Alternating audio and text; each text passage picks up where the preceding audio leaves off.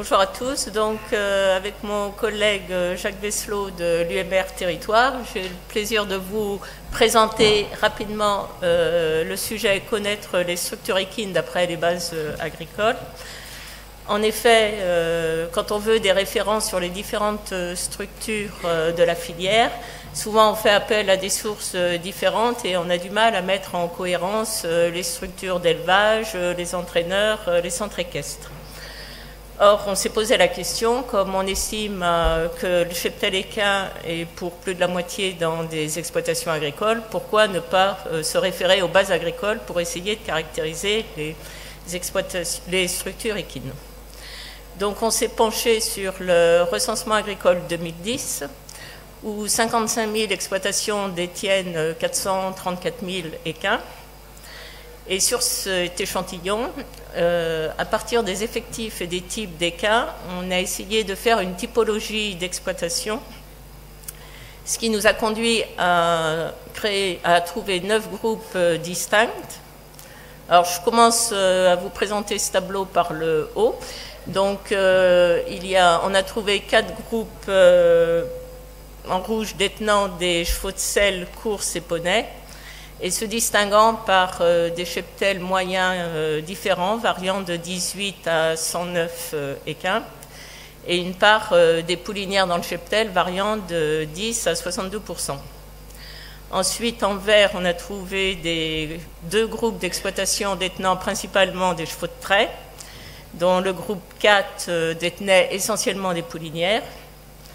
En bleu, nous avons trouvé des exploitations détenant principalement des ânes et se différenciant par la taille de leur cheptel.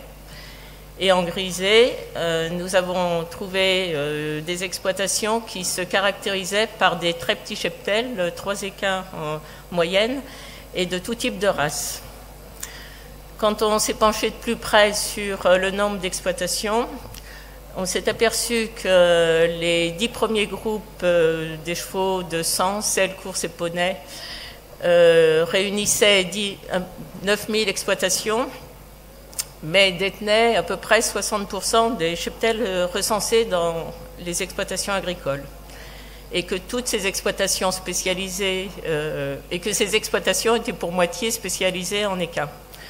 Donc, pour vous montrer rapidement les caractéristiques qu'on peut avoir sur cette base, on s'est penché sur ces exploitations équines spécialisées.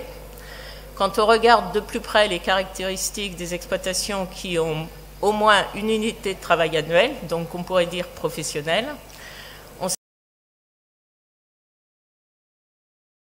s'est de main-d'œuvre varie selon les groupes, donc entre 14 et 20 unités par UTA.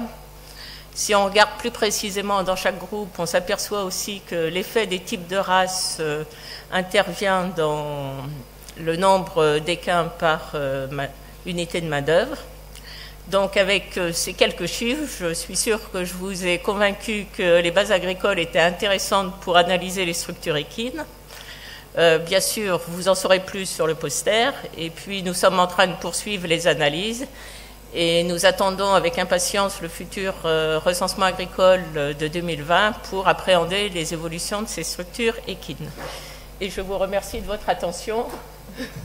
Merci pour le respect du timing.